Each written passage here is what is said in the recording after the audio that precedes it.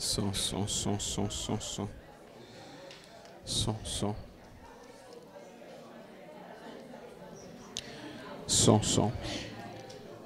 Irmãos, bom dia. Bom dia a todos. Vamos dar início à nossa escola dominical. Quero cumprimentá-los com a graça e a paz do nosso Senhor e Salvador Jesus Cristo. Amém? Vamos dar início com o apoio dos nossos irmãos do grupo de música. Vamos iniciar entoando o hino 164, Nome Precioso. Hino 164, Nome Precioso. A se colocar de pé para cantarmos ao Senhor.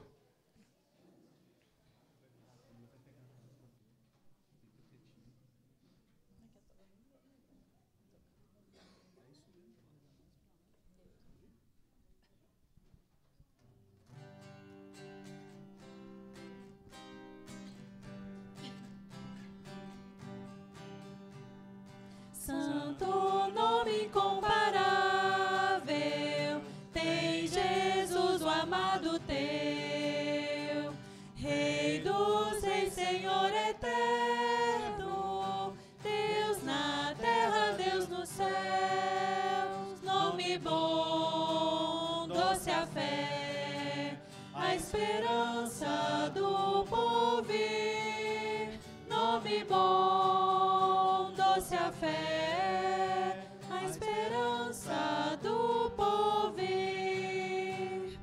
Leva tu contigo o nome de Jesus, o Salvador.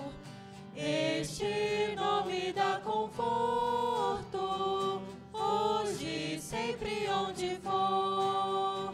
Nome bom, doce a fé, a esperança do porvir. Nome bom, doce a fé, a esperança do porvir.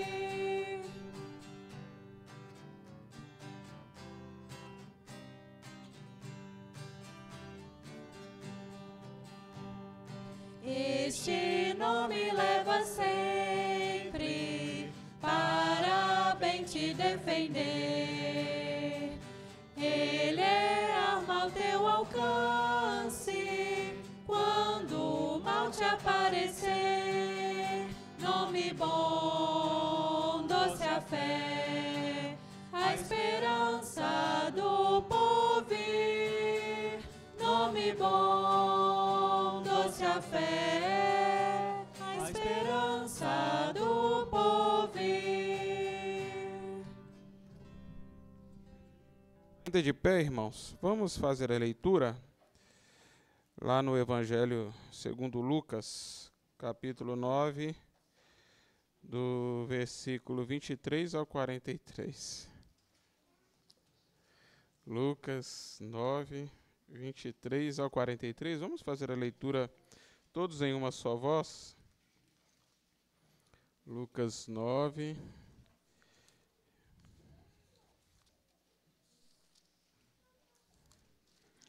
23 ao 43.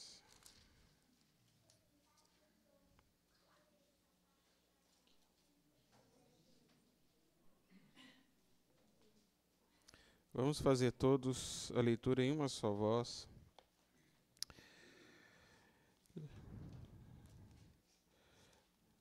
Leiamos.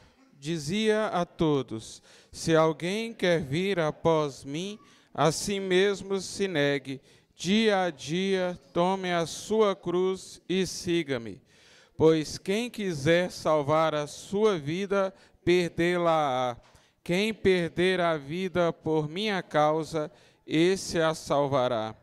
Que proveita ao homem ganhar o mundo inteiro, se vier a perder-se ou a causar dano a si mesmo? Porque qualquer que de mim e de minhas palavras se envergonhar, dele se envergonhará o Filho do Homem, quando vier na sua glória e na do Pai e dos santos anjos. Verdadeiramente vos digo, alguns há dos que aqui se encontram que de maneira nenhuma passarão pela morte até que vejam o reino de Deus. Cerca de 8 dias depois de proferir estas palavras, tomando consigo a Pedro, João e Tiago, subiu ao monte com o propósito de orar. E aconteceu que, enquanto ele orava, a aparência do seu rosto se transfigurou e suas vestes resplandeceram de brancura. Eis que 2 varões falando com ele, Moisés e Elias, os quais apareceram em glória e falavam da sua partida, que ele estava para cumprir em Jerusalém. Pedro e seus companheiros achavam-se premidos de sono, mas conversando-se, viram a sua glória e os 2 varões que com ele estavam. Ao se retirarem estes de Jesus, disse-lhes Pedro: Mestre, bom é estarmos aqui, então façamos 3 tendas. Uma será a tua, outra de Moisés e outra de Elias, não sabendo, porém, o que dizia. Enquanto assim falava, veio uma nuvem e os envolveu, e encheram-se de medo ao entrarem na nuvem. E dela veio uma voz dizendo: Este é o meu filho, o meu eleito, a ele ouve. Depois daquela voz, achou-se Jesus sozinho. Eles calaram-se, e naqueles dias a ninguém contaram coisa alguma do que tinham visto. No dia seguinte, ao descerem eles do monte, veio ao encontro de Jesus grande multidão. E eis que dentre a multidão surgiu um homem, dizendo em alta voz: Mestre, suplico-te que vejas meu filho, porque é o único. O Espírito se apodera dele, e de repente o menino grita, e o Espírito o atira por terra, convulsiona até espumar, e difícil deixa, depois de o ter quebrantado. Roguei aos teus discípulos que o expelissem, mas eles não puderam. Respondeu Jesus: Ó geração incrédula e perversa, até quando estarei convosco e vos sofrerei? Traze o teu filho. Quando se ia aproximando, o demônio o atirou do chão e o convulsionou. Mas Jesus repreendeu o espírito imundo, curou o menino e o entregou a seu pai. E todos ficaram maravilhados ante a majestade de Deus. Até o 43. Irmãos, vamos agora orar, então, já preparando para a divisão, pedindo a orientação de Deus que possa, por meio dos professores, instruir a tua igreja com zelo, com fidelidade. Vamos orar. Santo Deus, amado Pai, te agradecemos, ó Deus, por esta rica oportunidade que o Senhor nos dá de estarmos aqui mais uma vez na tua casa, de podermos cantar o Senhor hinos, de poder agora também ler a tua palavra, e que, ó Deus, esta leitura realmente venha trazer o ensino para as nossas vidas, não só esta leitura, Deus, porque a tua palavra aqui foi lançada e ela não volta vazia, mas também o ensino que ocorrerá em alguns instantes, em cada classe, que o teu Santo Espírito possa iluminar mente e corações, para, Deus, que possamos entendê-la e colocá-la, ó Deus, em prática em nossas vidas. Ajuda-nos, ó Deus, a caminhar dignamente diante do Senhor. Perdoa as nossas faltas, os nossos erros, ó Deus, que muitas vezes vêm atrapalhar a nossa comunhão. Que o teu Santo Espírito possa guiar a vida de cada irmão e de cada família, neste dia, nesta semana, em todos os dias, ó Pai, porque nós dependemos do Senhor.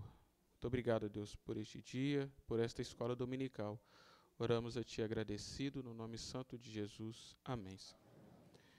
Irmãos, então só para informar, né, hoje nós temos a apresentação das classes Primeiros Passos e Kid Júnior, tá bom? Após o retorno. Então Deus abençoe, os irmãos podem deslocar para suas classes.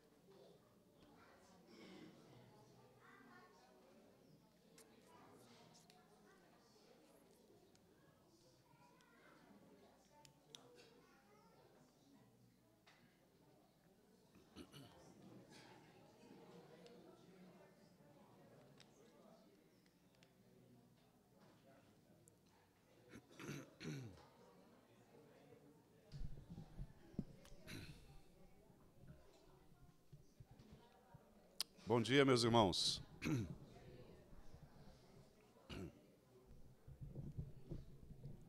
Convidar os irmãos para abrirmos no livro do profeta Obadias.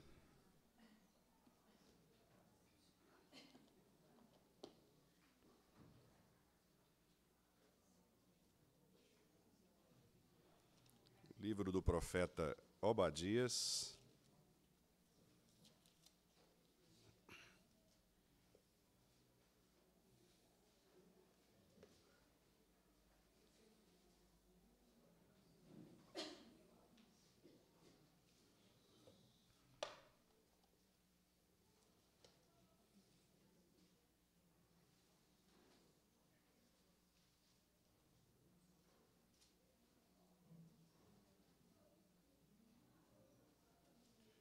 Nós vamos mais uma vez, meus irmãos, finalizar, né, o texto, e nós vamos retomar um pouco do tema geral da profecia, né, de Obadias, e vamos concluir hoje com os versículos finais que se referem à promessa do Senhor em relação a Israel, né, a salvação de Israel, do povo de Deus, depois desta ameaça, né, de Edom. Então, o livro do profeta Obadias, eu gostaria de fazer a leitura com os irmãos de todo o texto. Vamos ler. Eu farei a leitura e peço aos irmãos que acompanhem nas suas Bíblias. Visão de Obadias. Assim diz o Senhor Deus a respeito de Edom. Temos ouvido as novas do Senhor, e às nações foi enviado um mensageiro que disse: Levantai-vos, e levantemo-nos contra Edom para a guerra. Eis que te fiz pequeno entre as nações, tu és muito desprezado. A soberba do teu coração te enganou, ó tu que habitas nas fendas das rochas, na tua alta morada, e dizes no teu coração: quem me deitará por terra? Se te remontares como águia e puseres o teu ninho entre as estrelas, de lá te derribarei, diz o Senhor. Se viessem a ti ladrões ou roubadores de noite, como estás destruído? Não furtariam só o que lhes bastasse? Se a ti viessem os vindimadores, não deixariam pelo menos alguns cachos? Como foram rebuscados os bens de Esaú? Como foram esquadrinhados os seus tesouros escondidos? Todos os teus aliados te levaram para fora dos teus limites. Os que gozam da tua paz te enganaram, prevaleceram contra ti.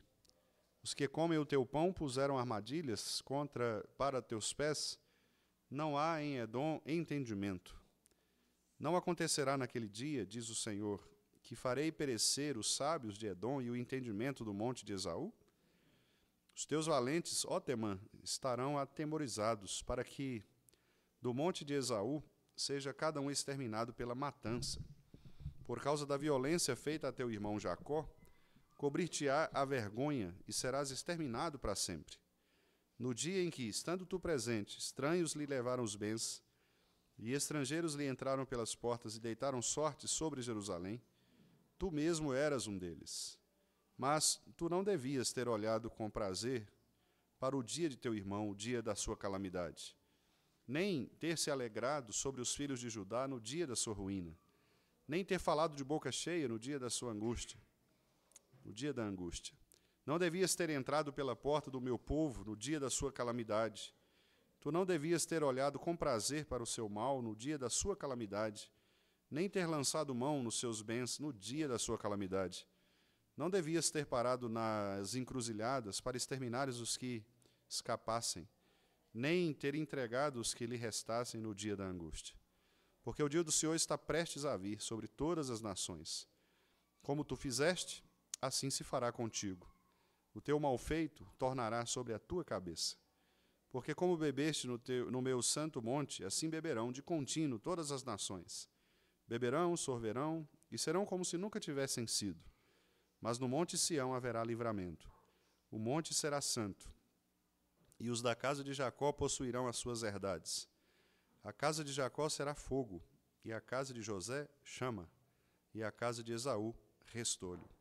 Aqueles incendiarão a este, e o consumirão, e ninguém mais restará da casa de Esaú, porque o Senhor o falou. Os de Neguebe possuirão o monte de Esaú, e os da planície aos filisteus. Possuirão também os campos de Efraim e os campos de Samaria, e Benjamim possuirá a Gileade. Os cativos do exército dos filhos de Israel possuirão os cananeus até Sarepta, e os cativos de Jerusalém, que estão em Sefarade, possuirão as cidades do sul. Salvadores hão de subir ao monte Sião, para julgarem o monte de Esaú, e o reino será do Senhor. Amém. Vamos orar, meus irmãos, mais uma vez? Obrigado, Senhor, porque Tu nos trouxeste aqui nesta manhã para podermos estudar a Tua palavra nas diversas classes, nas faixas etárias, com os assuntos relacionados sempre à Tua palavra.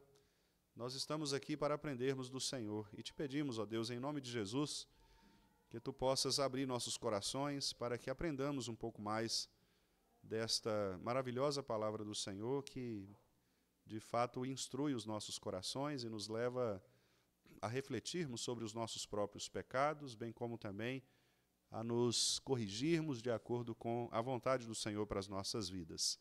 Pedimos-te, então, que o Senhor nos dê, nesta manhã, ó Deus, olhos para que possamos ler com clareza a palavra do Senhor, coração também aberto, flexível, ensinável, para podermos ouvir a Tua palavra com o coração e assim praticarmos os ensinamentos que ela vai nos trazer. Fica conosco, Pai Santo, em nome de Jesus te pedimos. Amém.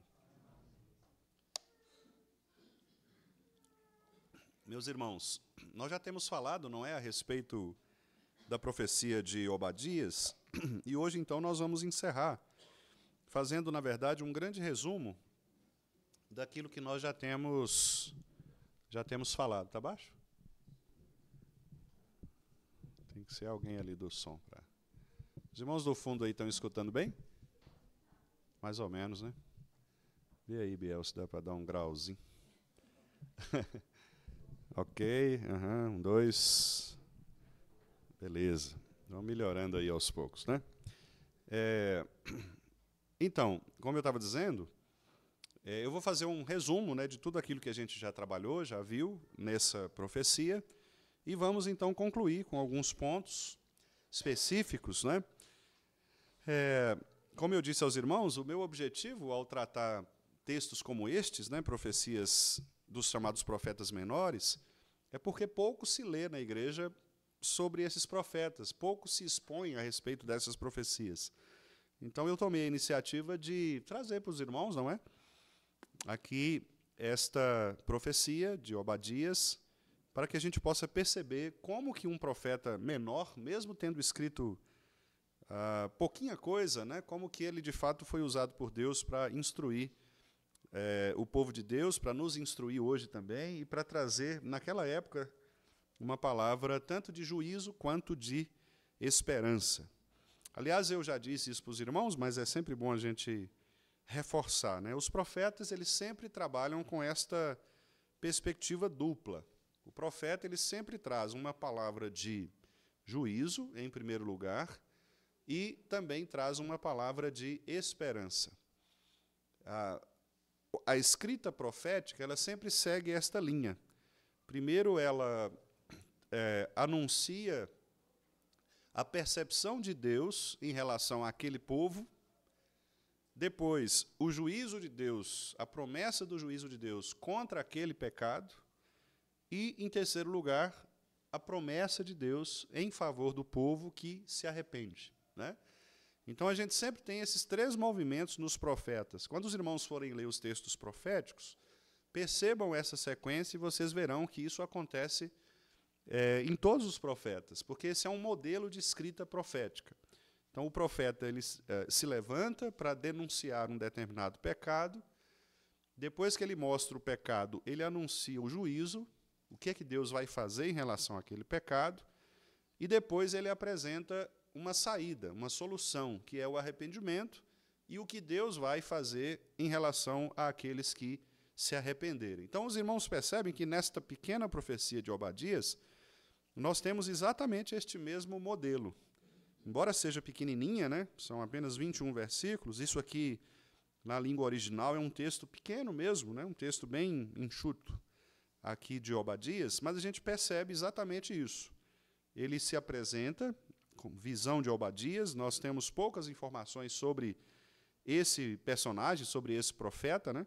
Nos estudos anteriores eu disse aos irmãos que ele aparece em alguns momentos, né, da Bíblia, especialmente ali na profecia maior de Jeremias.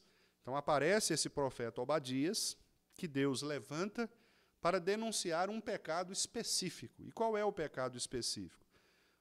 Dois irmãos que estão em conflito, duas nações que se colocam uma contra a outra, mas aquele irmão que deveria cuidar do outro irmão, ele, na verdade, se alia aos inimigos para destruir este irmão.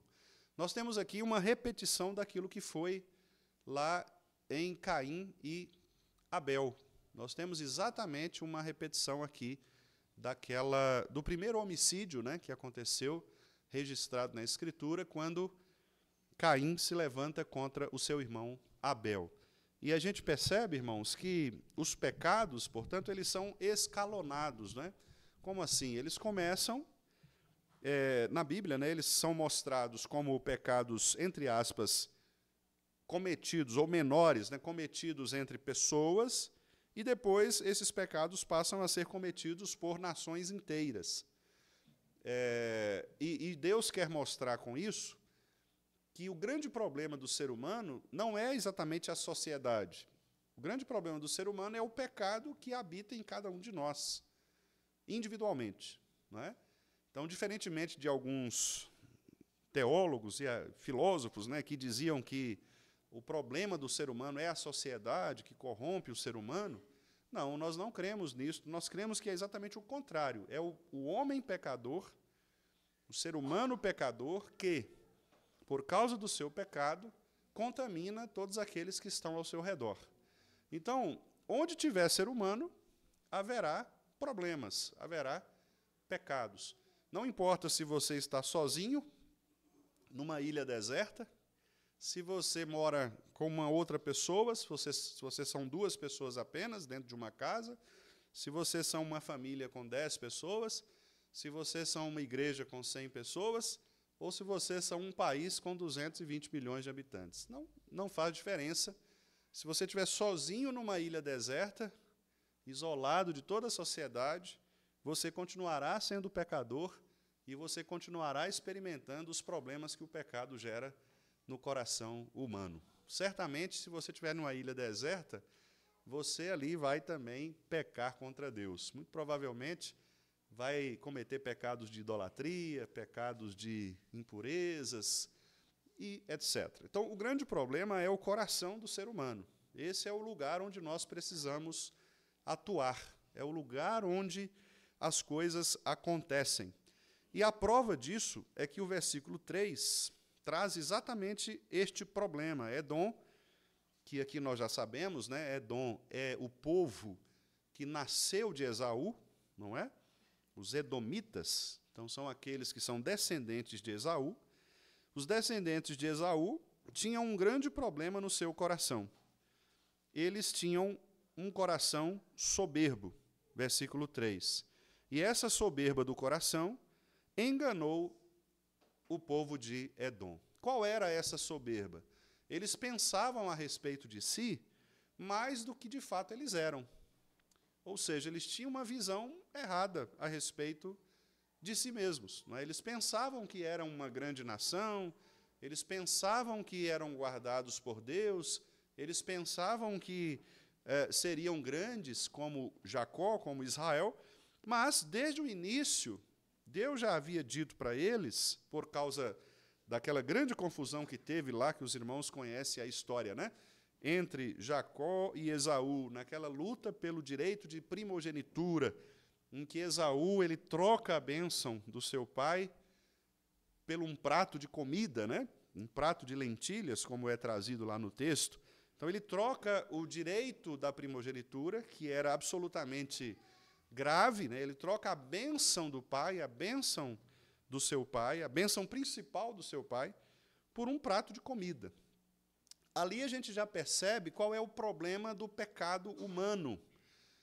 C.S. Lewis tem uma frase muito interessante, que ele fala assim, que nós, os seres humanos, infelizmente, Deus preparou para nós um grande banquete, com frutas fartas, com alimentos, uma grande mesa, e Ele é o rei que está nos convidando para entrar no palácio e nos assentar nessa mesa, né, de festas, uma mesa riquíssima.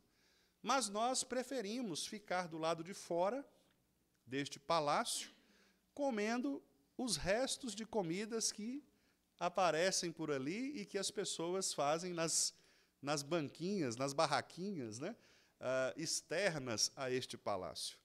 Eu estou parafraseando aqui a ideia, né, do C.S. Lewis. E é exatamente isso que acontece. Deus, o nosso Pai, Ele é bondoso. É um Deus que nos dá todas as coisas de que nós precisamos para sermos satisfeitos, sermos felizes. Não há nenhum outro bem que nós precisemos nesta vida, senão o Senhor. O próprio salmista, né, declara isso quando ele diz que quem mais tenho eu no céu? Né? Que mais eu preciso na terra? Eu já tenho o Senhor. O Jeremias também, profeta Jeremias, lá em suas lamentações, ele diz, a minha porção é o Senhor. Né? Então, os servos de Deus, eles reconhecem que a única coisa que, de fato, eles precisam para a sua felicidade é a presença contínua de Deus em suas vidas. É o amparo de Deus, a providência de Deus, o cuidado de Deus. É claro, irmãos, nós precisamos, no sentido de digamos assim, de sobrevivência, é óbvio que nós precisamos de coisas básicas da vida, né? Nós precisamos de alimento, nós precisamos de um lugar para morar, não é? Nós precisamos de coisas básicas, precisamos da companhia das pessoas. São questões que envolvem a própria criação de Deus, né? Deus nos criou para sermos pessoas que se relacionam uns com as outras, pessoas que dependem da criação, não é? Para alimento, etc. Basta você ler Gênesis, capítulo 1, você vai perceber isso. Deus fez todas as árvores, as ervas do campo, para que nós pudéssemos nos alimentar, cultivar. Então, o ser humano precisa dessa relação com a natureza, com a criação, né, em geral, o alimento, o relacionamento com as pessoas, nós precisamos disso. Mas, para além disso, tudo o que vem depois destas coisas são, na verdade, desejos que nós não precisamos. Vou dar um exemplo simples, né? Um carro, por exemplo. Vamos pensar assim, racionalmente mesmo. Nós precisamos de carros, não é? Talvez você fale, pastor, preciso, porque eu trabalho longe, tal. Mas é a complexidade da vida, é a complexidade do mundo, que vai impondo sobre nós estas circunstâncias. Quantos irmãos aqui, por exemplo, viveram uma época em que não tinha telefone celular? Não é? e você tinha que usar o telefone comum mesmo, aquele telefone, que, aliás, num tempo atrás, era comprado, né? Não sei, alguns irmãos aqui certamente se lembram disso, né? Porque passaram por isso. Já não era a minha geração, mas uma geração anterior à minha, né? Eu me lembro que o meu padrasto mesmo, e minha avó, né? O pessoal mais antigo, quando falava de comprar telefone ou linha telefônica, era um investimento, né? Linha telefônica era cara, você pagava pela linha telefônica, nem todo mundo tinha o telefone, aquele telefone fixo, né? E hoje em dia é o contrário, ninguém tem mais o tal do telefone fixo, né? Poucas pessoas têm em casa um telefone fixo, né? Os smartphones, os celulares tomaram conta. Quer dizer, se a gente for pensar bem, sendo bem honesto, assim, bem sinceros, né, com a vida, nós não precisamos muito dessas coisas, não é? O mesmo carro, o mesmo Fusquinha, a Brasília amarela, né? que te leva daqui para o centro da cidade, um híbrido aí também vai te levar, né? Então, o que, na verdade, muda é o quê? Muda conforto, muda status, muda uma série de coisas, mas são todas estas coisas desnecessárias para a vida da gente, né? No fundo, se nós estivéssemos numa situação, por exemplo, de restrição, se você estiver no hospital, por exemplo, né, internado numa condição de dependência, você não pode fazer nada, você tem que esperar as pessoas fazerem por você, essas coisas não vão resolver nada. Não adianta você ter um carro caro, não adianta você ter uma casa, mansão, não adianta você ter nada disso. Essas coisas são... Quer dizer, veja, não é que eu estou dizendo que nós não possamos tê-las. Podemos, não há nenhum problema quanto a termos, né? O que eu estou dizendo aqui é que elas não são necessárias para a nossa vida no sentido pleno da palavra, né? Essas coisas, elas podem existir ou não existir. Se existirem na nossa vida, serão boas? Sim, né? É bom termos também conforto, termos facilidades, mas elas não são necessárias no sentido de nos fazer mais ou menos felizes. E é, infelizmente, aí que entra, né, como eu disse aqui, a frase do C.S. Lewis. Às vezes, nós colocamos mais felicidade nestas coisas que estão fora do palácio, nestas coisas externas, né, do que no banquete espiritual que Deus prepara para nós dentro do palácio. E é aí onde acontece, então, a crise do coração, que é o que aconteceu com Esaú e o povo de Edom. A soberba do coração deles os enganou, de tal maneira que eles pensaram que eram maiores do que de fato eram. Deus havia estabelecido para eles um determinado lugar no mundo, né? Mas eles não estavam satisfeitos com esse lugar no mundo, eles queriam mais, eles queriam um lugar de poder, e como disse Charles Colson é um escritor cristão, ele foi conselheiro do presidente Nixon nos Estados Unidos, e ele tem uma frase que ele diz assim, que poder é como água salgada, quanto mais você toma, mais você tem sede, né?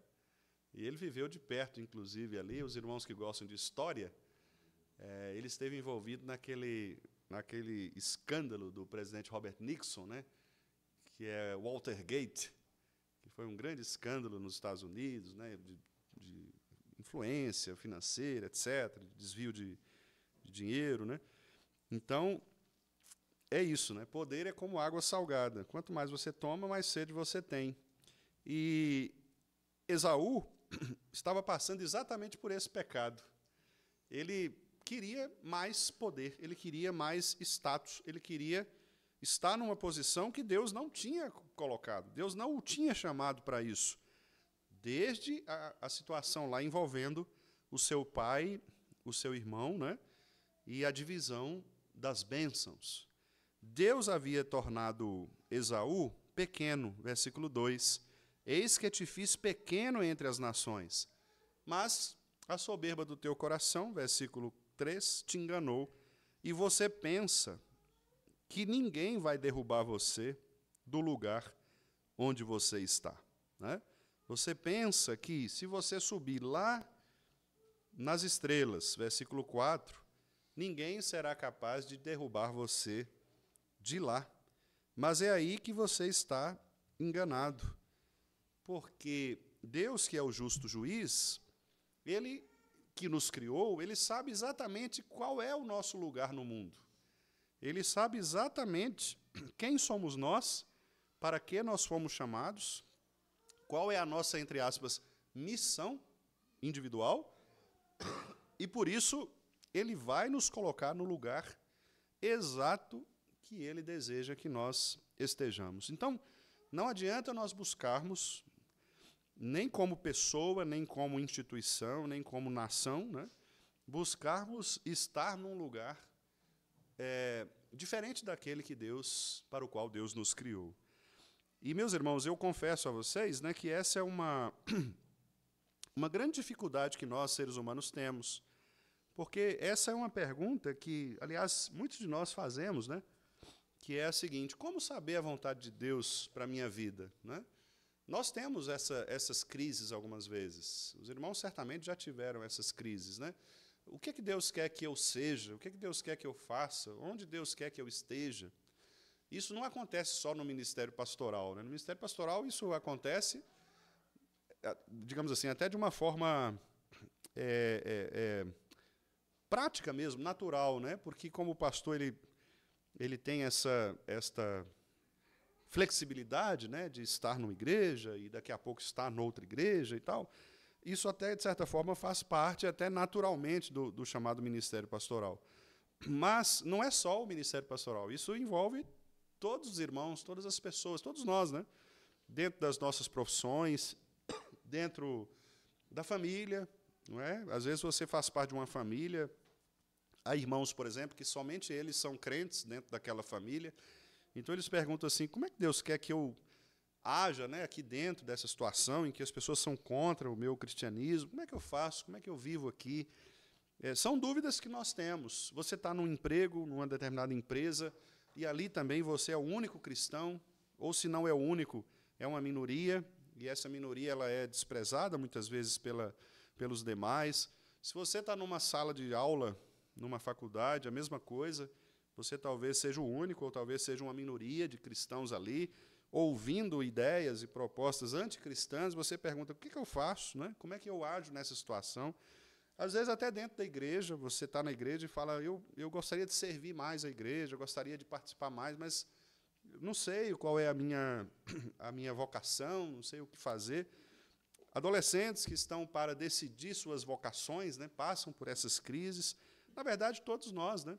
Os irmãos mais velhos, que depois de terem cumprido, digamos assim, o seu trabalho secular, né, no mundo, estarem aí aposentados, às vezes se perguntam: e agora, né? O que eu vou fazer? Minha vida é o quê, né? Eu não trabalho mais da forma como trabalhava. E aí também entram algumas crises. Quer dizer, todos nós, em alguma medida, em algum momento da vida, né, passa por crises desse tipo, né? Qual é a vontade de Deus para a minha vida? O que Deus quer que eu seja, que eu faça? Como que Ele quer que eu me comporte? Então, essa é uma pergunta que ela não vai ter uma resposta clara. Não espere que você vai abrir a Bíblia e Deus vai dizer para você: olha, a partir de amanhã você vai se tornar isto. Né? Não, esta resposta ela não é uma resposta clara.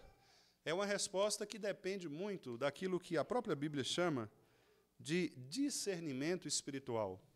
E o que é o discernimento espiritual? É você perceber nos detalhes da sua vida como Deus tem encaminhado as coisas que acontecem com você. É aquilo que nós costumamos dizer, né? As portas que Deus tem aberto, embora Deus não seja chaveiro profissional, né? Mas as portas que Deus abre, né, as pessoas costumam dizer, ninguém fecha. E o que são essas portas que Deus abre? São as oportunidades da vida que o próprio Deus vai colocando diante de nós, porque isso está nos seus decretos, mas o problema é que nós não conhecemos os decretos. Deus conhece, porque Ele escreveu. Então, para Deus, é natural tudo aquilo que acontece conosco. Para nós, não. Então, às vezes, você se vê diante de uma situação fechada, como, por exemplo, o povo de Israel lá quando estava diante do mar. O que fazer? Tem um exército perseguindo aqui nas costas e tem o mar aqui à frente que a gente não vai conseguir nadar. Não é? Nós não temos navio, nadar não é impossível atravessar. Como é que nós vamos fazer? Quer dizer, você fica numa situação de impotência. E nessa situação de impotência, você precisa confiar no decreto de Deus. Deus decretou. E o que acontecer daqui para frente está nos planos do Senhor. Vocês acham que todo mundo que estava ali na beira do mar acreditava mesmo que o mar iria abrir? Eu acredito que não. Talvez a maioria. Óbvio que nós não podemos afirmar isso assim, né, porque a Bíblia não afirma. Mas, pelo que a gente conhece de nós mesmos, do coração humano, eu acho que teve muita gente ali que desesperou, assim, que não sabia o que fazer mesmo. E agora? Vai morrer todo mundo. E sempre tem aqueles profetas do caos, né? Provavelmente, na hora que eles viram o mar, alguém já deve ter... Ih, lascou, gente, morreu todo mundo. Vamos. acabou, bora, vamos. Né? Porque sempre tem aqueles mais desesperados, né, que já põem fim em tudo. Eu fico imaginando a comoção daqueles nossos irmãos ali, né? O desespero mesmo, a angústia e o que é que nós vamos fazer? Tinha crianças no meio, né? Imagine os pais, hoje é dia dos pais, né? Imagine os pais ali vendo a possibilidade das crianças serem mortas pelo exército inimigo. O que é que nós vamos fazer? Para onde nós vamos fugir? Quer dizer, era uma situação, não era esse negócio. Porque, assim, quando a gente vê nas historinhas de criança, né, Márcio? Parece um negócio bonitinho, né? Que está todo mundo caminhando, todo mundo feliz. Alegrei-me quando me disseram, né? E aí Moisés levanta, o mar se abre. Mas não é isso. Pois é, Isa, eu acredito que sim. Gente desesperada, eu acho. Alguns talvez queriam voltar, sei lá, esconder em alguma caverna daquelas, né? A gente imagina tudo, embora a Bíblia não, né, registre, mas pelo coração humano, pelo que nós conhecemos de nós mesmos, né? Imagine nós aqui, nós que estamos aqui, esse grupo aqui da igreja, numa situação dessas. Ia ter ideia para tudo quanto é lado, não é? Talvez um irmão mais técnico dissesse assim, peraí, quanto tempo vai levar para o exército chegar aqui? Pela distância, dá uns 2 dias. Então dá tempo da gente construir uma ponte aqui, fazer. Outros aí dizem, não, vamos pular logo nesse mar aí, cada um carrega. Mas e quem morreu? Aí quem morrer fica para lá, nós somos grandes mesmo. Não vai, né? Quem perdeu, os que. Certamente foram ideias desse tipo, né, que aconteceram ali. Mas Deus sempre tem, dentro dos seus planos, a saída. Né? E se Deus não tivesse aberto o mar, por exemplo? Nós nunca saberemos. Talvez o caminho de Deus fosse outro. Talvez Deus não quisesse abrir o mar, mas derrotasse o exército egípcio de outra maneira. Deus poderia matar o exército egípcio sem a necessidade de abrir o mar, etc. Poderia. Deus tinha poder absoluto para matar ali os soldados. Né? Então, confiar nos decretos de Deus é o melhor caminho para se viver. Não olhando as circunstâncias, como a gente costuma cantar, né, naquele cântico, não olho as circunstâncias, porque as circunstâncias elas nem sempre são favoráveis, como não foi favorável na travessia do mar. Né? E Edom, o que Edom fez? Por causa da soberba do coração, ele pensou que poderia ser uma outra coisa diferente daquela decretada por Deus.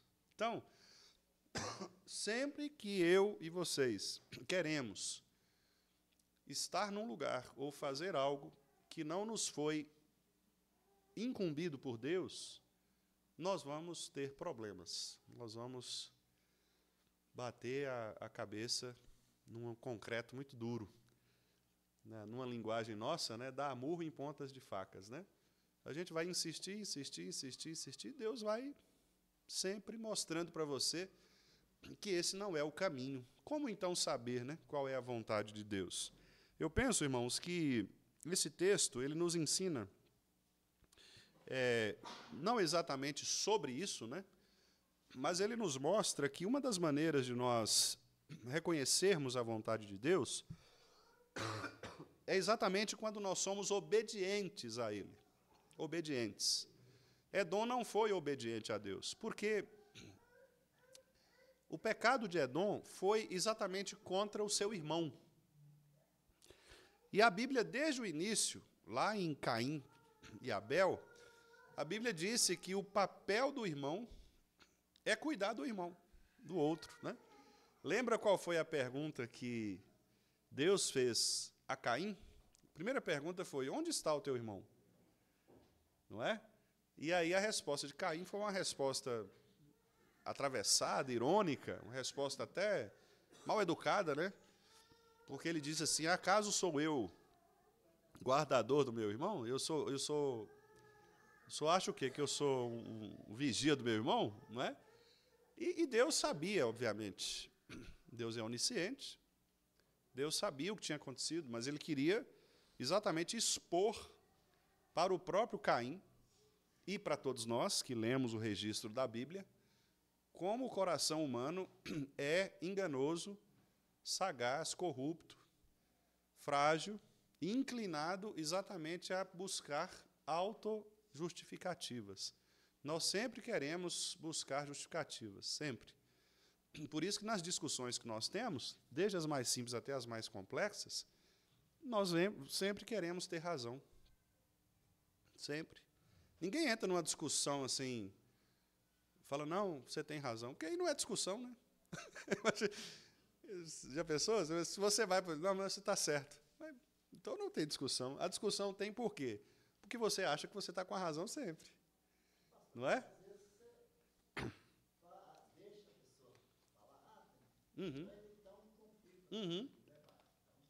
Pois é. Tem essa questão aí da prudência, da paciência, né? De às vezes, deixa, ele está querendo achar que é isso, deixa para lá. Né? Então acontece mesmo. No caso de Deus com Caim, Deus quis mostrar para Caim a fragilidade do seu coração, né? Porque naquela hora Caim deveria pensar assim: poxa vida, Deus é onisciente, então não adianta eu mentir para ele, porque ele sabe de tudo. A história foi ele que escreveu, ele sabe do que aconteceu, né? Mas mesmo assim ele tentou se auto-justificar, dizendo: eu não tenho compromisso de cuidar do meu irmão, não. E aí que Deus quis mostrar para ele: rapaz, tem sim. Tem sim, porque quando eu criei os seres humanos, Adão e Eva, eu disse que eles deveriam ser uma família, cultivar, viver como família, para adorar o meu nome, para obedecer a minha lei.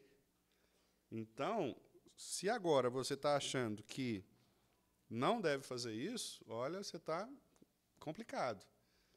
Então, sabe o que está acontecendo? O sangue do seu irmão está gritando da terra para que eu o ajude. É uma metáfora bonita, né? Assim, trágica, mas bonita ao mesmo tempo, né? Deus fala: o sangue de Abel está gritando da terra para que eu o ajude, para que eu faça justiça por causa do crime que você cometeu contra ele. Então, Edom sabia disso. Esaú sabia disso, porque Esaú foi criado nessa tradição e, obviamente, ele sabia da história de Caim e Abel. Mas ele não aprendeu com a história de Caim e Abel. Ou seja, ele fez exatamente o que Caim fez com Abel.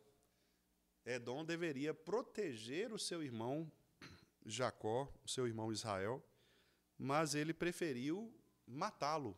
Ele preferiu fazer aquilo que Caim fez em relação a Abel. Então, os irmãos percebem que o grande problema do pecado é a desobediência à palavra de Deus. Eu disse aqui um dia desses, meus irmãos, e reafirmo, né, que o nosso problema não é a ignorância, no sentido de desconhecer a palavra de Deus. Nosso problema é cumprir aquilo que a palavra de Deus nos ordena. Não é? conhecer a palavra, eu penso que muitos de nós aqui, pelo estado que nós já temos, pelo tempo de cristãos que somos, muitos de nós aqui conhecemos a Bíblia, conhecemos a palavra, né? Muitos irmãos nossos aqui, neste lugar aqui, foram líderes, presbíteros, diáconos, não é? Líderes de suas sociedades. Muitos jovens aqui foram criados, né, dentro de uma família evangélica, de uma família cristã, de uma família dentro desta igreja.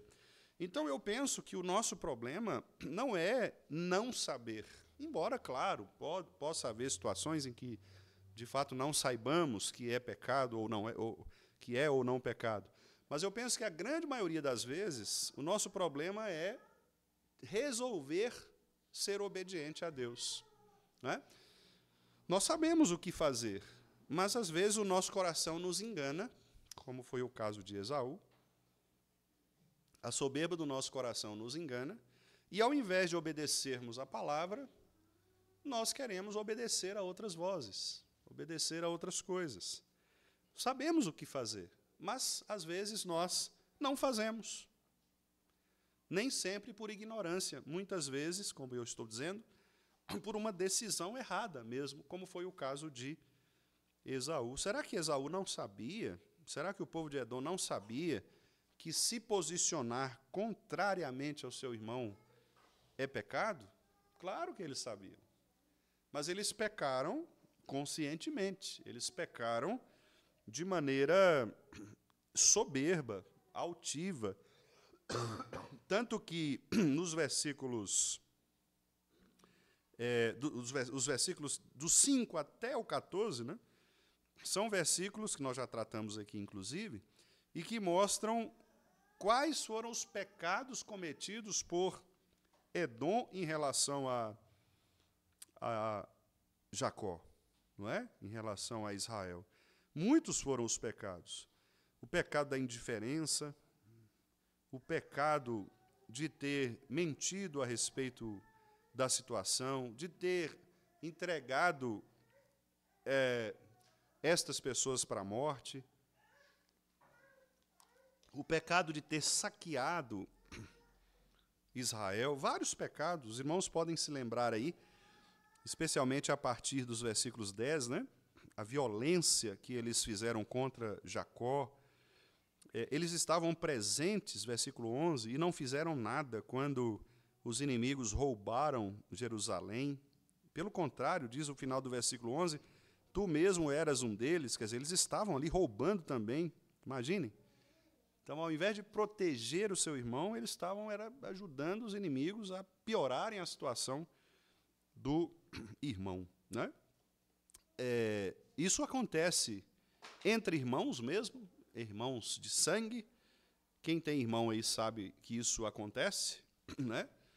De um irmão, às vezes, não se dá bem com o outro irmão e trapacear o outro irmão, não é? Muitas vezes isso acontece. Existem casos de famílias, casos tristes, né? Terríveis em famílias, de irmãos que dão um golpe em outros irmãos, irmãos que matam outros irmãos, irmãos que não se falam há anos por conta de uma situação, não é, de um desentendimento. Isso acontece no campo sanguíneo e acontece também no campo espiritual.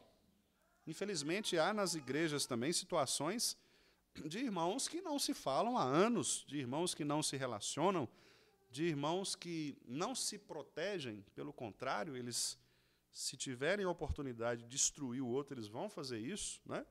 Então a gente percebe que, no fundo, não é um problema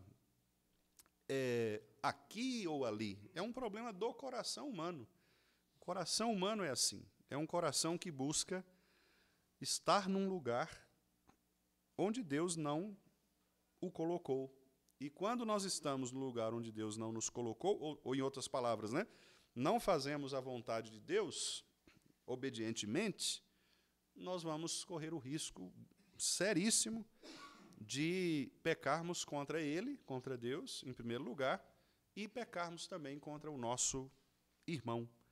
Então, tudo se resume, irmãos, à questão da obediência. Edom sabia o que deveria ser feito, mas resolveu não fazer. Nós aqui sabemos o que precisa ser feito, mas, às vezes, por causa do pecado no nosso coração, nós resolvemos não fazer o que precisa ser feito. E quando nós ou nos omitimos de não fazer o que tem que ser feito, ou agimos, de fato, pecaminosamente, fazendo o que não deve ser feito, nós pecamos contra o Senhor, né? E as consequências, elas vêm. E qual é a consequência? É a retribuição. Deus está dizendo para nós, olha, você colhe o que você planta. A natureza nos ensina, não tem como a pessoa plantar laranja e nascer abacate. Não tem como. Não tem como a pessoa plantar abacaxi e nascer limão. A mesma coisa acontece aqui. Veja como que o versículo 15 fala sobre isso. Porque o dia do Senhor está prestes a vir sobre todas as nações. Veja agora.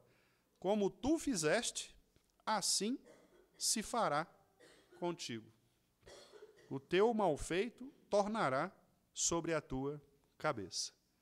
Então, claramente, aqui nós temos o que o Antigo Testamento chama de lei da retribuição, que é o seguinte, olha, você matou, você vai ser morto. Não é? É uma coisa por outra na mesma medida. Se você causou mal a alguém, o mal virá também contra você. Lá em Mateus, no Sermão do Monte, Mateus capítulo 7,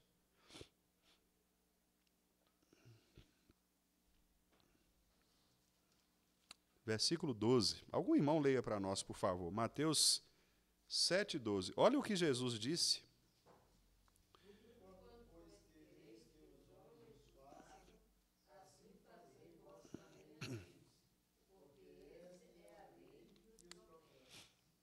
Mandamento do nosso Senhor Jesus Cristo. Você quer que as pessoas sejam simpáticas? Seja simpático. Você quer que as pessoas sejam generosas? Seja generoso. Você quer que as pessoas visitem você? Visite as pessoas. O pastor não me visita. Uai, visita o pastor. Não é isso que você quer? Você não quer que... Então, faça o que você quer que façam a você. Né? Ah, igreja, ninguém se importa comigo. Você se importa com as pessoas?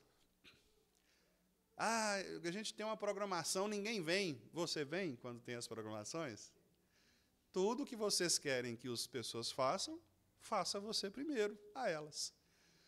Esse é o mandamento. Esse é o mandamento. Mas nem sempre o que a gente quer colher é o que a gente está plantando, né? Às vezes você planta discórdia, às vezes você planta competição, às vezes você planta inimizade, às vezes você planta uma série de coisas ruins, mas você quer receber coisas boas. Não tem jeito. Não tem jeito, não é? Aqui nós estamos entre pessoas adultas, né? Pessoas maduras, então eu posso falar nesses termos. Isso acontece muito no casamento, por exemplo. Às vezes, o marido, principalmente o marido, que é a parte mais bruta, né, da relação, às vezes o marido quer que a esposa esteja disponível para ele ali à noite. Mas, durante o dia, o cabra é um Shrek, né, um ogro, né? Xinga a mulher, fala mal da mulher. Aí chega à noite, ele quer que a mulher esteja sorrindo. Vem cá, meu amor. Uai, isso não existe. Se você planta brutalidade, planta ignorância, planta maus tratos, você planta palavras duras, o que você vai receber?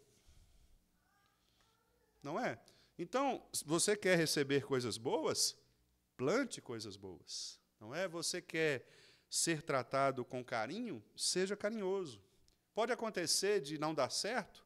Pode, porque o coração humano é enganoso, é pecador. Às vezes, mesmo você fazendo a sua parte, sendo generoso, sendo bondoso, etc., talvez você não receba em troca. E aí Jesus já nos ensina uma outra coisa, né? Jesus nos ensina que dar é melhor do que receber. Porque Jesus nos ensina que não importa o troco que nós vamos ter, o que importa é o que nós oferecemos. Se você vai receber em troca, aí você não tem controle sobre isso, mas você tem controle sobre o que você oferece. Se você vai receber de volta, aí você não tem como garantir, mas faça a sua parte, né? Que eu te ajudarei. Heresias 4, Deus 14, faça a tua parte que eu te ajudarei. Não existe isso na Bíblia, né? O povo cita. Então, quer dizer, faça a sua parte, porque você é chamado para obedecer ao Senhor. Ah, mas para quê, pastor, que eu vou tratar bem fulano de tal se ele me trata mal? Uai, mas a Bíblia fala o quê? Que você tem que tratar a pessoa bem só se ela te tratar bem? Não, você tem que tratar bem, porque é isso que você quer que as pessoas façam a você. Então, a generosidade, a bondade, o amor, a misericórdia, tudo isso, né, que nós conhecemos, deve ser algo fruto de um coração crente, transformado. Infelizmente, faltou isso a Esaú e ao povo de Edom. Eles fizeram mal. Eles invadiram Jerusalém, roubaram Jerusalém, se alegraram com a destruição de Jerusalém.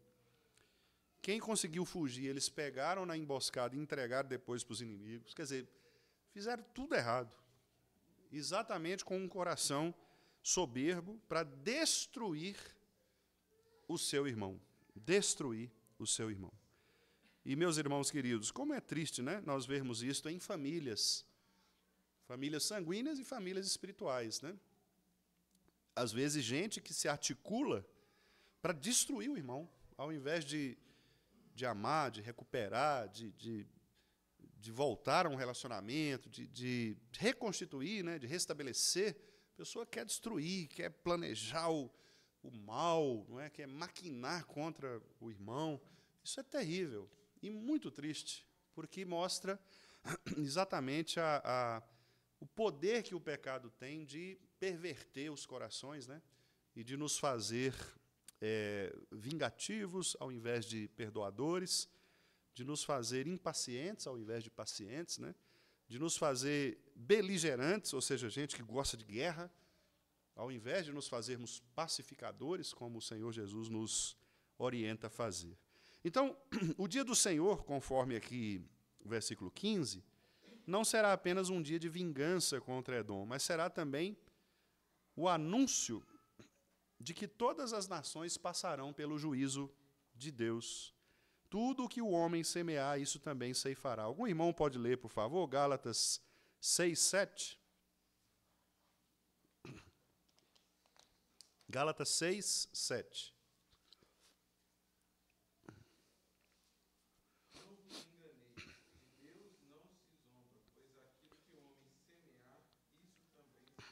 Exatamente. Então, Paulo está aí num contexto em que alguns irmãos de Gálatas, né, alguns frequentadores da igreja da Galácia, estavam se desviando do verdadeiro evangelho, né? Eles estavam ensinando outro evangelho, que, aliás, Paulo disse que nem era outro, era tão diferente do evangelho mesmo, que era outra coisa. Não é?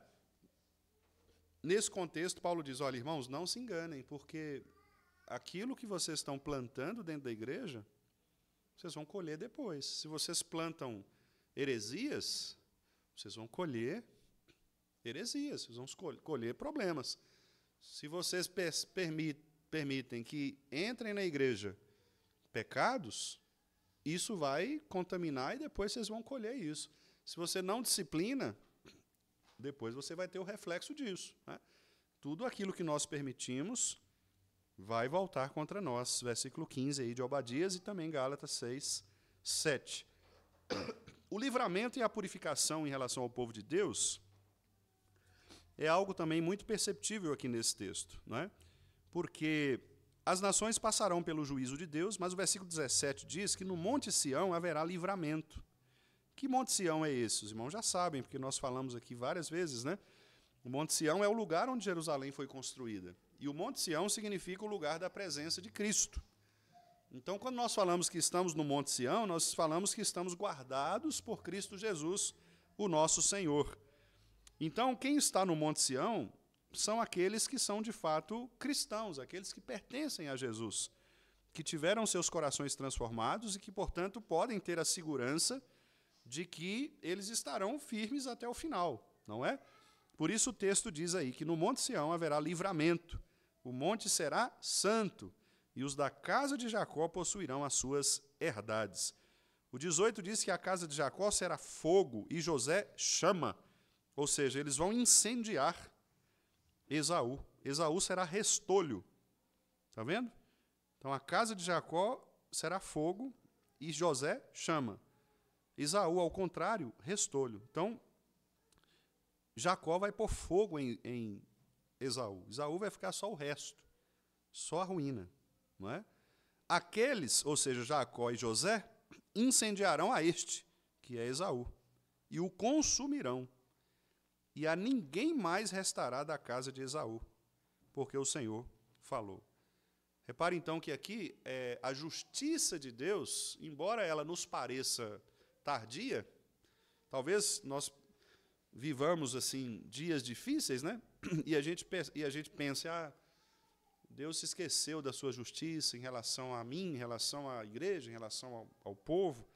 Mas fiquem tranquilos, irmãos, haverá um dia em que Deus julgará todos nós, individualmente, como igreja, como povo e também como nação. Deus é justo juiz. E Deus, como justo juiz, ele não permitirá que a injustiça prevaleça. Talvez nesse mundo a gente seja muito injustiçado. Eu vejo alguns irmãos, às vezes, passando por situações tristes, né, de tristezas, assim, às vezes em família. E os irmãos falam, pastor, mas eu não aguento mais, é muita injustiça, etc. Fique tranquilo, haverá um dia em que a justiça final de Deus será revelada. Não é? E o que são 80, 90 anos diante da eternidade? Então não se preocupe. Né? Talvez você sofra aí durante alguns anos injustiças, mas se você é fiel à palavra, se você é obediente a Deus, se você não busca uma justiça própria, mas uma justiça que é do Senhor, fique tranquilo, a justiça de Deus, a justiça de Cristo prevalecerá contra todos os soberbos, todos os arrogantes. Vou pedir a algum irmão agora que leia, por gentileza, Salmo 75. O irmão ou a irmã vai ler aí para nós do 4 ao 7. Salmo 75, de 4 a 7.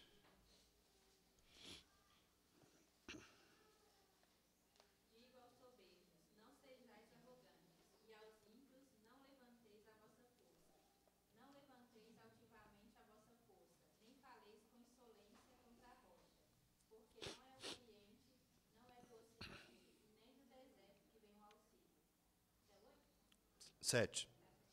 Deus é o juiz, a uma abate e a outra exalta. Isso, obrigado, Nesse. Então, olha só.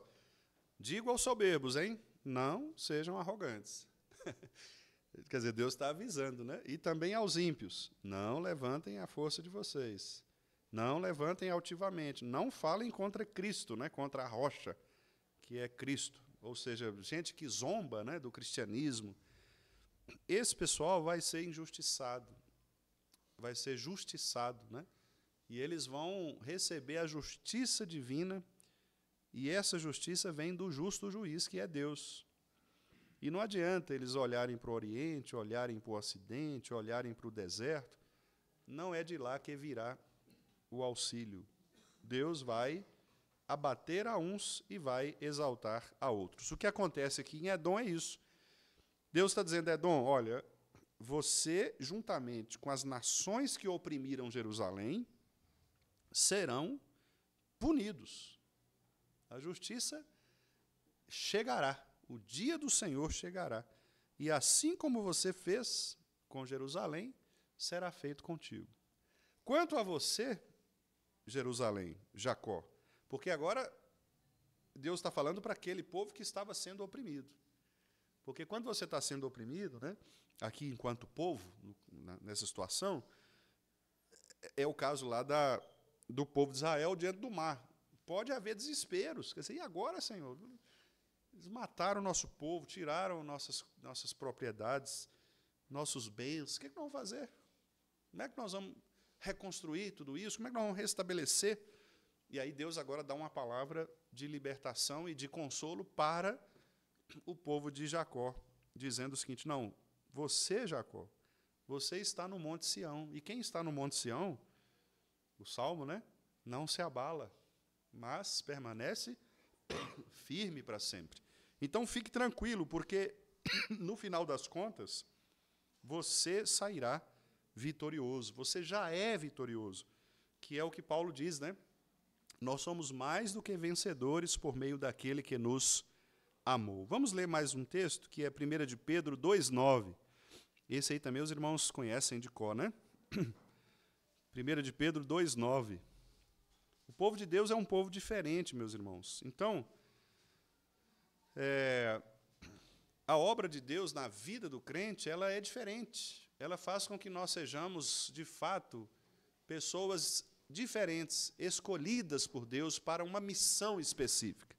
Algum irmão leia, por favor. 1 de Pedro 2,9.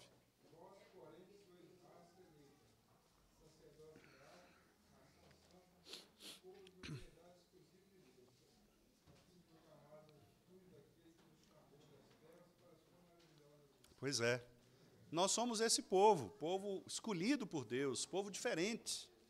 Então, o povo de Deus, o povo cristão, não precisa temer a influência e a opressão dos ímpios, dos maus. Nós já somos mais do que vencedores. E eu quero, então, terminar com o versículo 21 aqui do texto, porque os versículos 19 e 20 mostram que a terra será devolvida, né? O que foi roubado será devolvido. Então, os de Neguebe possuirão o monte de Esaú, os da planície aos filisteus. Aí o 20, né? Os cativos do exército possuirão os cananeus. Quer dizer, tudo aquilo que os inimigos tomaram, agora será restituído. Deus é capaz de restaurar todas as coisas. Se você foi roubado, e vamos pensar aqui agora no aspecto espiritual, né?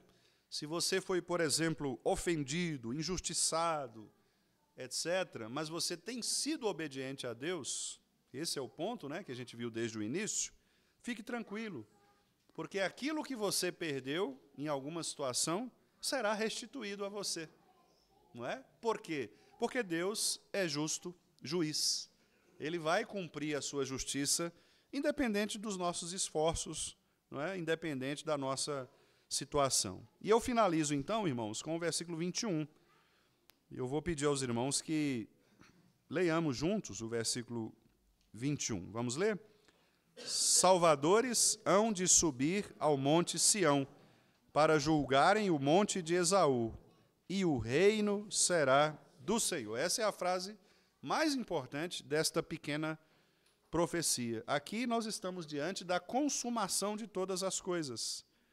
É exatamente quando Cristo é declarado o Senhor do seu povo.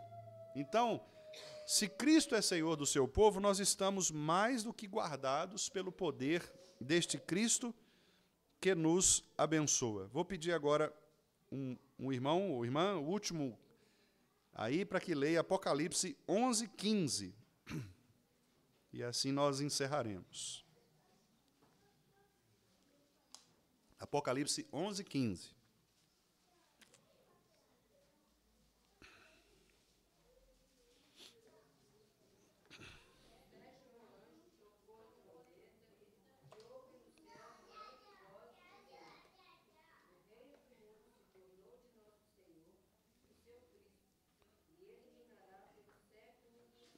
Amém, né? Então a trombeta tocou e o reino agora é definitivamente do Senhor, Jesus Cristo. Essa é a nossa expectativa, irmãos, que é o que Paulo disse lá em Filipenses, né? Naquele dia, todo joelho se dobrará, toda língua confessará que Jesus Cristo é Senhor.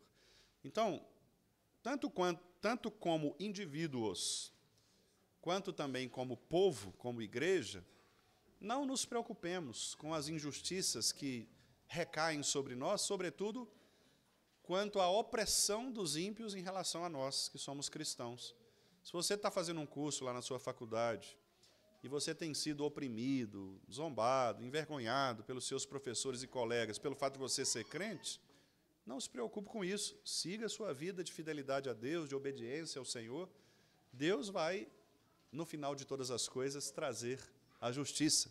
Se você está lá no seu emprego e também sofre estes problemas, não se importe com isso. Fique firme e Deus vai dar a você a vitória. Se você está na igreja, tentando viver a palavra de Deus, mas tem alguém te cutucando, dizendo, não, não é bem assim, deixa isso para lá, fique firme na palavra de Deus, seja fiel à Escritura. Deus vai também recompensá-lo no final de todas as coisas. Quer dizer, em tudo, irmãos, o que nos interessa é sermos fiéis ao Senhor. Se Esaú tivesse sido obediente a Deus, estas coisas não teriam acontecido contra ele. Mas Esaú foi soberbo, resolveu desobedecer a palavra, a ordem de Deus, e então colheu exatamente aquilo que ele plantou. Que Deus nos abençoe, né? Para que nós possamos plantar fruto do Espírito, para que colhamos também fruto do Espírito, né? Que nós saibamos plantar obediência, para que colhamos também do Senhor a santidade, a santificação e as coisas boas que Ele tem reservado para cada um de nós. Que Deus nos abençoe e nos guarde em nome de Jesus.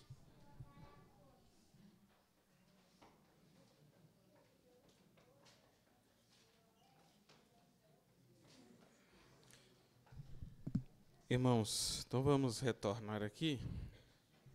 Provavelmente hoje nós vamos estender um pouquinho a escola dominical, porque nós vamos ter algumas atividades aqui, né? Então vamos dar a oportunidade às crianças, a classe Primeiros Passos. Elas farão a apresentação aqui, que eles aprenderam hoje na escola dominical.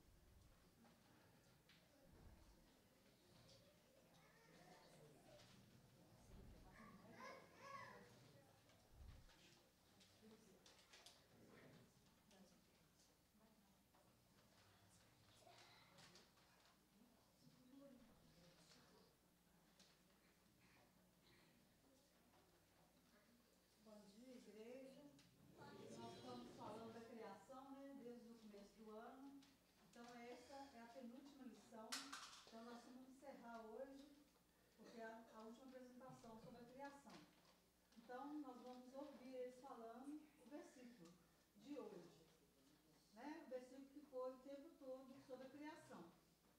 Então, olha aqui, vamos falar todo mundo bem bonitinho. Como que é o versículo? Todos... Pai. Não, todos... Pai. Todos pecaram... Pai. Todos pecaram... Pai. E carecem da glória de Deus. Romanos 3:23.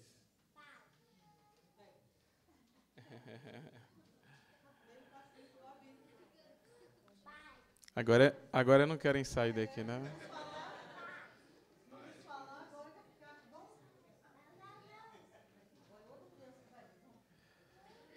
Agora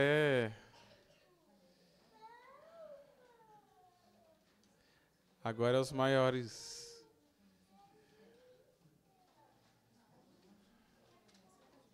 Sim, sim.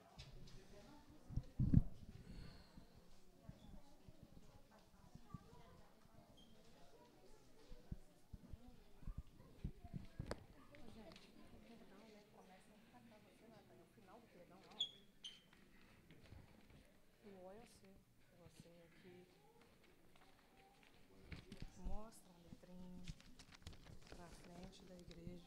Introduz aí o que a gente estudou e história de quem. Vai tampar. Vai tampar, ó. Eu vou arredar. Boa noite, igreja. Bom dia. Bom dia, igreja. A gente aprendeu sobre perdão. E é a história daquela mulher que foi ofendida por adultério. João 8. Em João 8. Então vamos falar do perdão.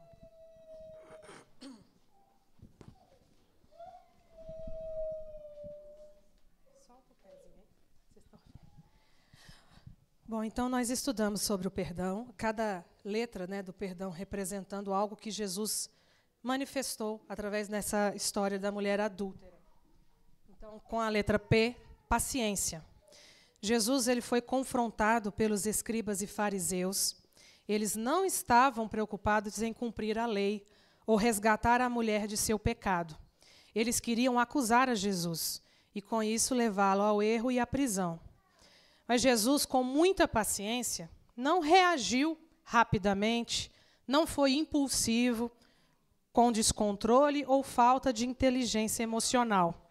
Ele ensinou como líder e bom pastor, pelo seu exemplo, a não respondermos de forma inadequada, mas sim com muita paciência. Ele escreve no chão e ele tem cuidado de pensar antes de reagir. Bom dia. Eu fiquei com a letra E, e a letra E significa empatia. Jesus ensina e trata o pecado da mulher sem a expor, constrangir ou agredir na frente das pessoas. Ele a cura de seu pecado por meio da empatia, do cuidado com a pessoa e não deixa de corrigir o erro dela. Ele compreende a pessoa, não a condena, não a constrange ainda mais. Ele a percebe, ele recebe, acolhe com empatia e cuidado. E ensina a todos fazerem o mesmo, se colocar no lugar dela, pois todos tinham pecados, que precisava ser tratado assim como ela. Bom dia, igreja. Eu fiquei com a letra R, que é retratação. Jesus acolhe a mulher, mas não permite que ela vá embora da mesma forma. O encontro com Jesus a transforma. Ele deixa bem claro que ela deveria ir em paz e perdoada, mas que deveria mostrar na prática o verdadeiro arrependimento e abandono do pecado. Sem a mudança e retratação, não há sinceridade de arrependimento, e sem arrependimento do pecado, não há perdão. Eu fiquei com a letra D, e D significa desculpas. Não haverá arrependimento se não houver sincero.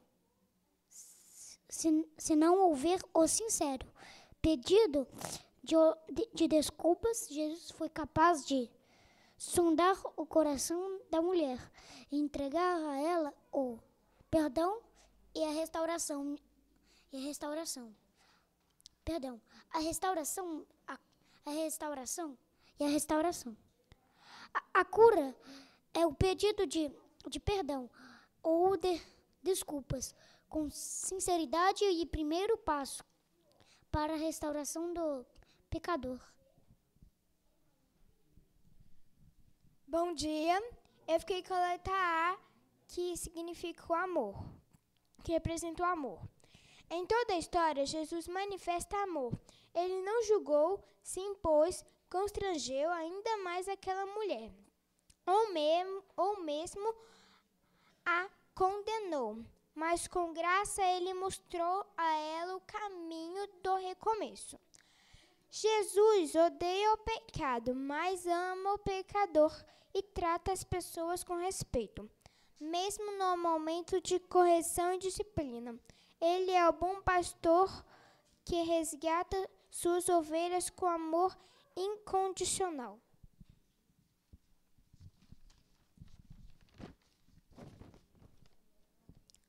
Eu fiquei com O, oportunidade. Jesus concede a essa mulher o perdão e o recomeço quando afirmou: nem eu tampouco te condeno, vai e não peques mais. Jesus concedeu uma nova chance. Ele não a condenou, mas mostrou o caminho do perdão. e a nova vida por meio do seu amor e graça. E assim encerramos.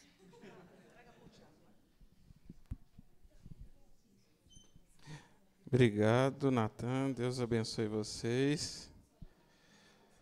Vamos agora, irmãos, partir para o recolhimento dos dízimos e das ofertas. Cantaremos o hino 172, Chuvas de Bênçãos. Vamos nos colocar de pé? Ficamos aí um bom tempo assentados. Vamos cantar ao Senhor agora.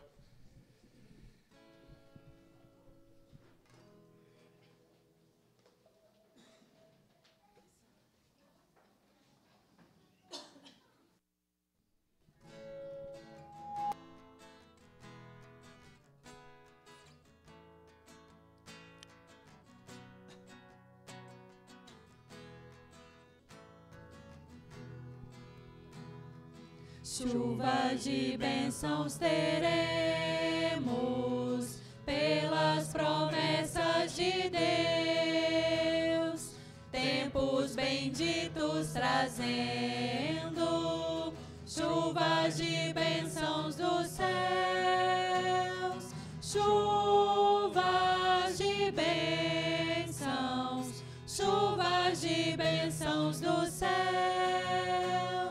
Tantas nós já recebemos, outras rogamos a Deus. Chuvas de bênçãos teremos, que do Senhor nos virão. Os pecadores indignos, graças dos céus obterão. Chuvas de bênçãos, chuvas de bênçãos dos céus. Tantas nós já recebemos, outras rogamos a Deus. Chuvas de bênçãos teremos, manda-nos, pois, ó Senhor.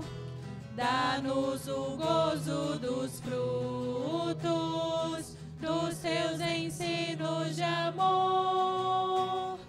Chuvas de bênçãos, chuvas de bênçãos dos céus. Tantas nós já recebemos, outras rogamos a Deus.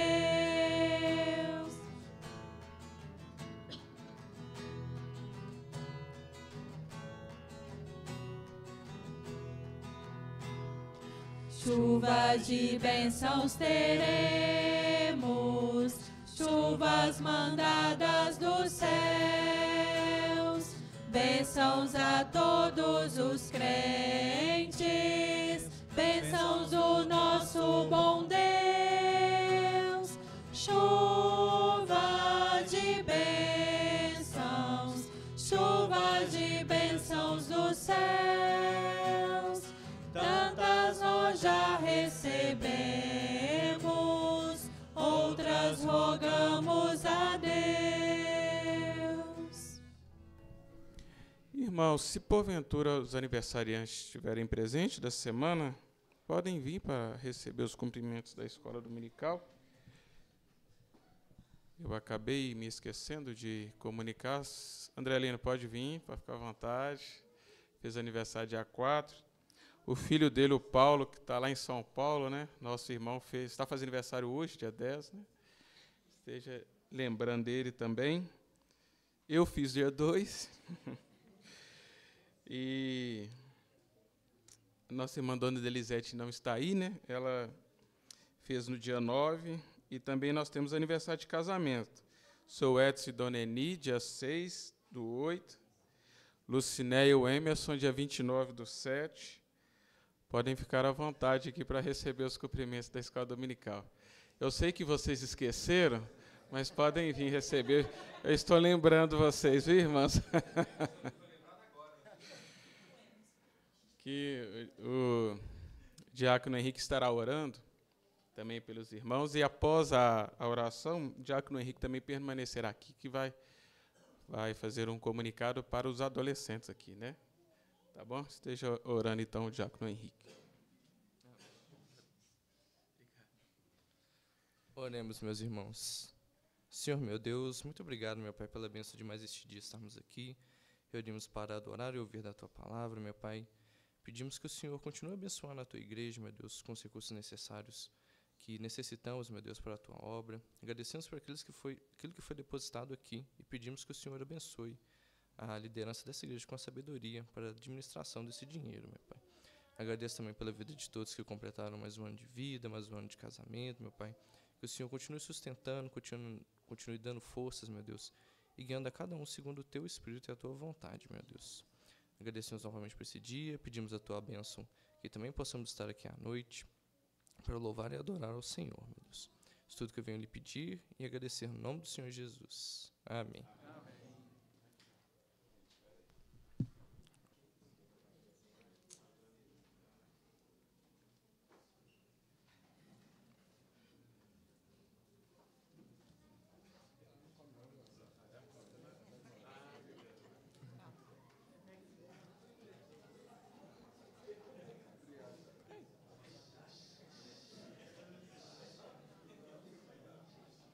O quê?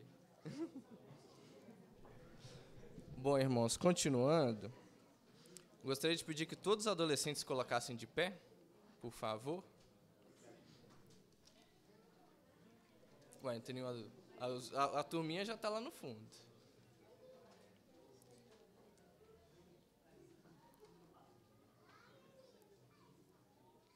Ok.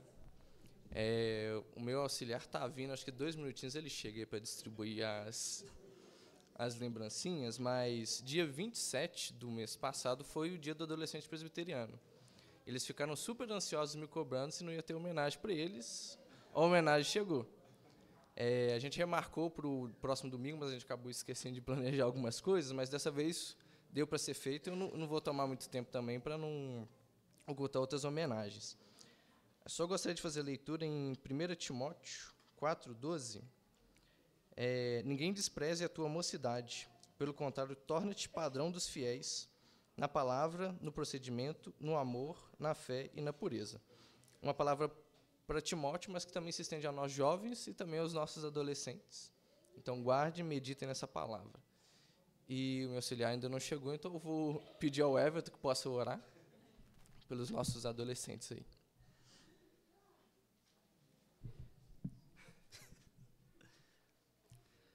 Senhor meu Deus, mais uma vez na Tua presença, Senhor, eu quero Te agradecer porque o Senhor nos permitiu estar aqui hoje para aprendermos mais da Tua palavra e Te agradecemos que o Senhor permitiu estar aqui, Senhor, para louvar o Teu santo nome.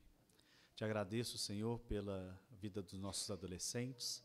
Te peço, Senhor, que esteja com cada um, cuidando, que o Senhor possa estar ajudando, Senhor, na orientação de cada um, que eles possam, Senhor, praticar a Tua palavra que eles estão aprendendo aqui e que neste mundo, Senhor, tão cruel que eles estão inseridos, Senhor, eles possam fazer a diferença.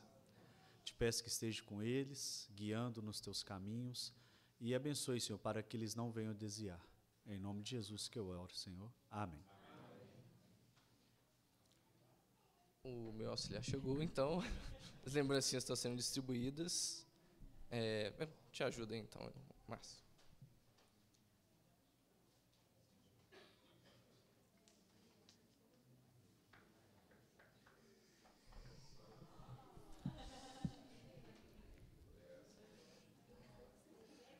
Deus continue abençoando, né? Os nossos adolescentes. Cadê o Lucas? Lucas, a primeira lembrancinha de adolescente não está aqui para receber. Agora, irmãos, nós vamos passar a palavra para a nossa irmã Viviane, que vai fazer agora uma homenagem, né? Creio eu, aos pais. Eles vão fazer uma entrada ali triunfal. Eles estão chegando ali.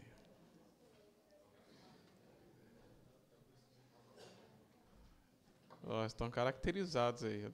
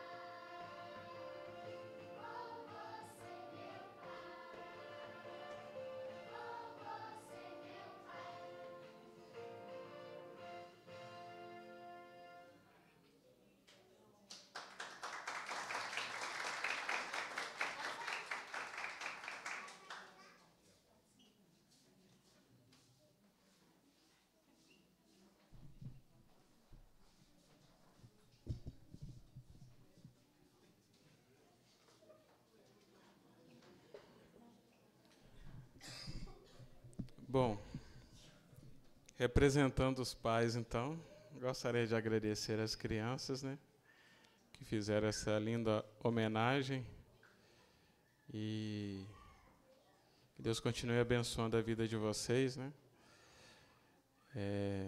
É um papel que Deus nos deu, né, de poder guiar os nossos filhos, né, especialmente na presença dele, né. Então, que tenhamos sabedoria do Senhor para poder fazer isso, né? Cumprir o nosso dever como pai de poder realmente ensiná-los, né? A permanecer na presença do Senhor. Então, irmãos, vamos já caminhando aqui para o final, passar alguns avisos aqui. Na terça-feira, então, nós temos a reunião de oração, que está na responsabilidade da equipe de missões, na pessoa da nossa irmã Viviane, que está na condução. Quinta-feira, estudo bíblico, né? Só para reforçar aqui, né, que na quinta-feira passada nós não tivemos o estudo bíblico devido a um problema técnico. Faltou energia na igreja, mas graças a Deus já foi resolvido. Peço aos irmãos também que continuem em oração em favor dos projetos da igreja, especialmente a parte, né, da reforma, que nós estamos aí dando continuidade, né, a este projeto aí da igreja, né. Nós estamos aí, recebemos nessa semana passada aí algumas pessoas, empresas aqui, né, e esperamos que na próxima semana, se assim for da vontade do Senhor, que possamos estar fazendo algumas definições aí, se Deus quiser.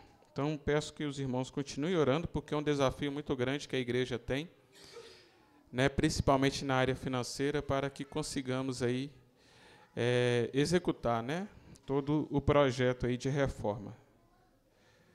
E então é isso, irmãos, não temos mais outros avisos, temos o aviso, tem um aviso aqui do dia 23, né, que é um trabalho que vai ocorrer aqui na igreja, dia 23, então nós teremos um trabalho aqui que se iniciará na parte da tarde, né, às 15 horas, com previsão, a presença de 3 irmãos pastores e um presbítero que é médico, né. Então, estaremos participando. Dia 23 também vai haver um trabalho da UCP, lá na igreja do Petrópolis, que é um intercâmbio, né, com os nossos irmãos Viviane e Alain, conduzindo as crianças. Tá bom? Estejamos orando aí, então, pelos trabalhos da igreja, né, para que estejam todos acontecendo aí, para que o nome dele seja cada dia mais exaltado e glorificado, nosso Deus. Vamos nos colocar de pé, irmãos, e orar, encerrando essa escola dominical. Vamos orar. Senhor Deus, nós te agradecemos por este dia, te agradecemos, ó Pai, por cada irmão aqui presente, pelo estudo da palavra do Senhor que foi ministrado aqui a cada coração, desde o menor até o mais ancião, que o Senhor, ó Deus, continue falando a cada coração por meio da palavra do Senhor, por meio da verdade, que, ó Deus, estejamos mais, ó Deus, desejosos de poder ouvi-la e buscar também a leitura, não só aqui na casa do Senhor, mas também em nossos lares, que estejamos buscando, ó Deus, por meio da família, do convívio ali, o ensino também, a leitura, o crescimento, ó Deus, por meio, ó Deus, da palavra do Senhor, ó Pai. Nós agradecemos por cada irmão, pela vida dos professores, pela vida também dos alunos que têm recebido a instrução, que o Senhor continue, ó Deus, guiando a Tua igreja, a escola dominical, abençoando, ó Deus, para que estejamos sempre aqui na melhor escola do mundo. Agradecemos, ó Deus, pela vida dos pais, ó Deus, que o Senhor continue, ó Deus, abençoando cada irmão, cada pai desta igreja, os pais espalhados por este mundo, ó Deus, que o Senhor continue dando sabedoria a cada pai, para que possa, acima de tudo, ó Deus, ensinar os filhos pela Tua palavra, ó Deus, que o Senhor coloque a palavra do Senhor em cada coração dos pais, para que eles, ó Deus, possam, por meio dela, instruir os filhos e guiar também a família, Deus, cuidando, a Deus, para que a família do Senhor, Deus, permaneça na Tua presença, permaneça andando nos Teus caminhos, ó Deus. Nós sabemos que somos instrumentos do Senhor, mas a obra é feita pelo poder do Teu Santo Espírito, e que possamos estar sempre sujeitos à ação do Espírito Santo, Senhor, em nossas vidas, para que, ó Deus, cada dia mais sejamos guiados, instruídos, iluminados por Ele, ó Deus, para a honra e glória do Teu santo nome. Ó Deus, muito obrigado por este dia, o dia do Senhor, que o Senhor nos leve em paz para os nossos lares e que estejamos também aqui no culto, prestando, ó Deus, um perfeito culto ao Senhor. Em nome de Jesus que oramos e te agradecemos, hoje e sempre. Amém, Senhor.